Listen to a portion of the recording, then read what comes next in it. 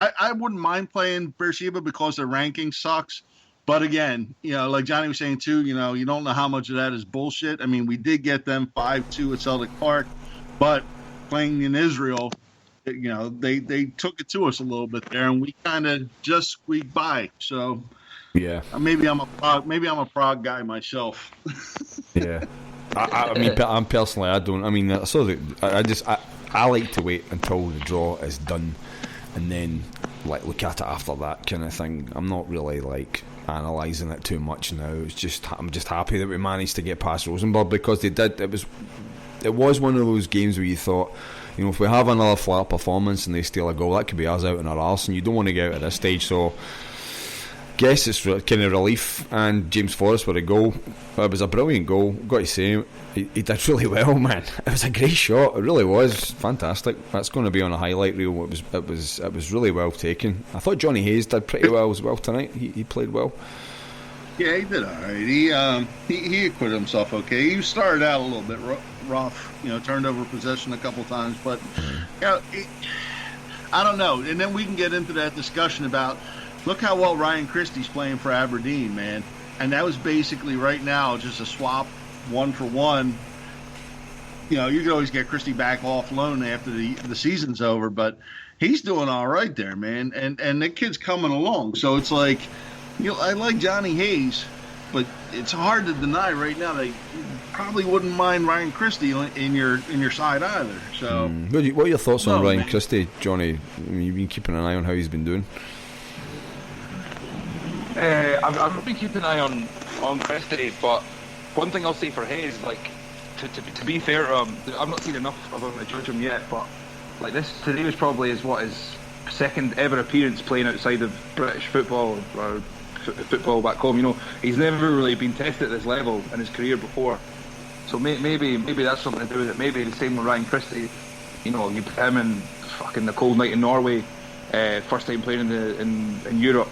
Maybe he wouldn't fire on all four cylinders, but I don't know. I give him time. When he started to play, I always give him the benefit of the doubt. I think it's far too early to call judgment on him yet, and I know a lot of fans are seeing him as a direct replacement for Paddy Roberts.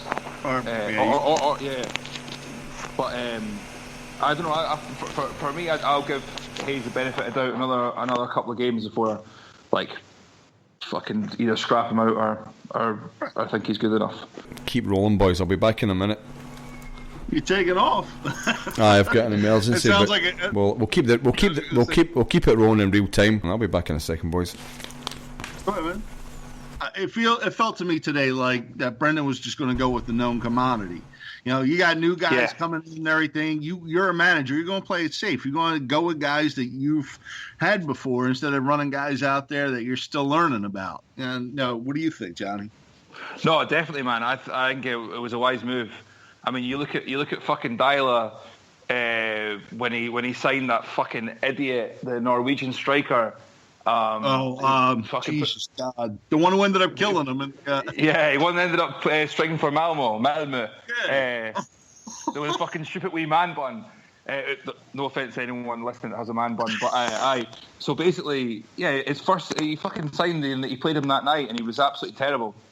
Yep. So I think it was a good move going for a tried and tested squad member rather than. And that's Brendan's deal, man. He's that's what experience will teach you. He's probably had situations like that come up before where he defaulted to guys that you can live and die on potential with, but you put him out there in a situation where you're not that familiar with them, and then all of a sudden everything goes south on you, and it's like, who's going to end up fucking biting the bullet on that but the manager? He's not going to do that. Exactly. Yeah, no, you couldn't think of a worse game to do that on, than this one. I mean, he could have easily sat there when Sviatchenko got hurt and said, you know what, I'm going to roll Cham out there and we'll just roll the dice. And he didn't. He brought in Bitan instead. Why? He knows. Bold move. Yeah, you got fucking balls of boulders there, man. And you're going to sit there. This is a big fucking game. You crap out here, man. And you're fighting for Europa League at that. and you're going to put Beaton in there of all people, and it's like, here's a guy who hasn't seen a lot of time at all, man, and he's not exactly a fan favorite to boot, so your ass is on the line. And sure enough, Duke came out, and he gave him a good quality 70-some-odd minutes. Fair fucks to him. Like, yeah. That here, in case you're pulling your hair out, Yahmpy, that player was Joe Inga Berget. Oh, God. And what a donkey that boy was. Like. He had like the big fucking beard and shit too, man. I remember he looked like Ming the Merciless and shit. When he played for us, he was normal, and he went to fucking Malmo in Sweden and came back as a hipster at Celtic Park. Turned into one of those. And all that shit. Turned into a Victorian cricketer.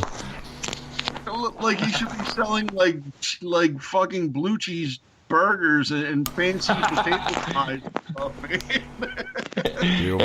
craft beer in a bar where you go and sit in fucking old kegs and his tight trousers, drinking craft beer out of teapots like a mad wizard. Dude, Berget. Oh my God, I like to forget Berget. I think everybody probably would like to forget him. Did you see Ronnie Dowley at the game today? I saw. I didn't. Was he there? Was he? Aye. Yeah, lots of people taking pictures with him, man. He was rooting for the boys, man. Ronnie's Fenian Army. Was he in the Celtic end? Was he? Yeah, there was a whole bunch of people. I saw Paul the Tim had a picture with him. There was videos of Ronnie. They were all going crazy, man.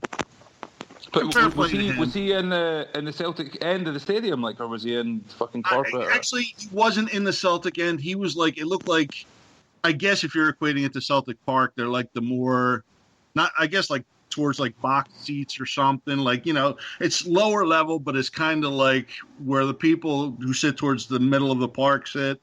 But it was still cool that he's out there for Celtic. And he still seems to, you know, he just seems like a guy who he'll always love Celtic, but it's just, it didn't work out for him, man. Yeah, because he's at Vålerenga. He's still manager of Vålerenga, I think. Yeah, it's one of the fucking Nordic clubs up there from shit, but I'm pretty sure it was cool. Yeah, good for him, man. You know, he could have sat there and fucking been like, you know, oh, they kicked me out of my dream job, this and that, and just walked away bitter. But he's not that. Doesn't seem like that kind of guy, and he liked the fans, and you know, hey, man, fair play to him. It's good. It's good. I mean, good on him. Everybody, I think most Celtic fans think of Ronnie, and he's well liked. They feel sorry for him because he just didn't do well, but you know they recognise that he tried well. I think he's manager of Vålerenga, and they're 7th currently in the Norwegian league. I just did a wee bit of background info. Yep. Good on him. Good Ronnie, eh? But I knew he was managing. I didn't know what fucking club he's managing. I mean, it's, you know, Celtic is my life, not, you know, Norwegian football. That's it, man. I'm glad he's doing well, but yeah, man, hey. So we got, obviously we get the, you know, the game is finished, and I don't think there's too much to talk on. I think, as I said, everybody had a pretty solid performance. Like, you couldn't really pick anybody out and say they had a bad game. I was sorry to see Sviatchenko get injured. I don't think we were tested. I don't think Gordon had too much to do. And so it's on to the next round. So we'll hopefully, you know, the main thing for me for our next draw is the team don't have to travel too far. And that's it for me. I just want us to get through the next round and get through the group stages. But we've got the Hearts game coming up, Flag Day, and once again the Green Brigade are absent. But then after that they should be back. I think there's been some sort of communication from the club on what's happening, I believe.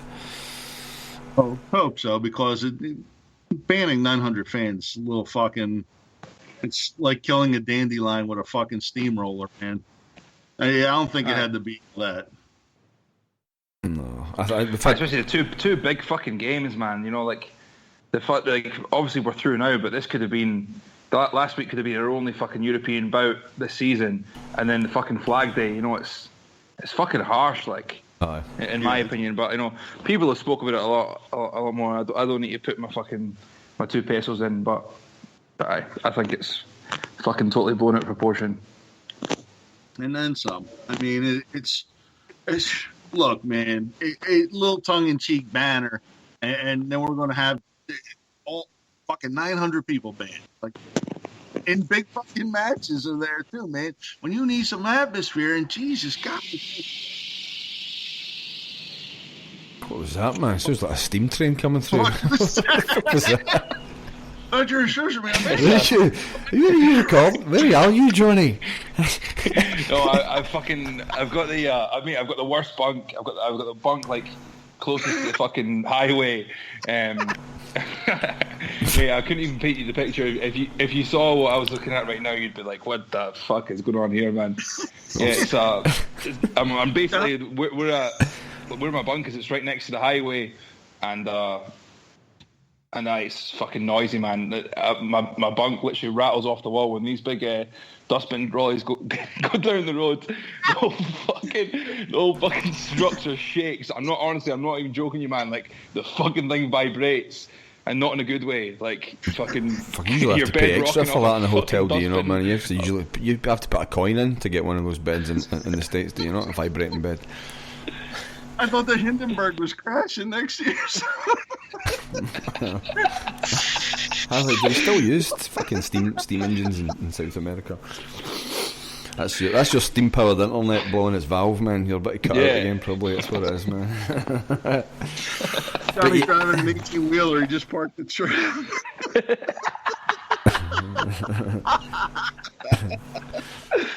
But I was seeing there now. Welcome to Armchair Ultras episode 2. So there was 12. Discuss transgender football. So there was 12 arrests made for the. For the giggles, man. Seriously.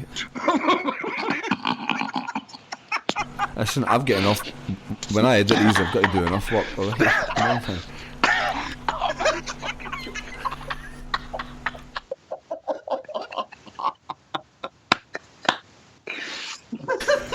Right. I'm going to have to pause this. I'm actually going to have to pause it now. And you want to do a live. You want to do. This fucking idiot tweets me last week. Let's do a live show. Let's do a fucking live show. You'd be fucking barred. But like, iTunes email, your show has been removed. You've got to be careful what we say these days, man. The world is a changed place. It's fucking worrying. Hold on, I know where you're going with this. So with the 12 Green Brigade fans being arrested. Settle down, Johnny. So we're back on track. It only took about 10 minutes, man. Giggles coming on. Johnny's sniffing that fucking black market absinthe, man.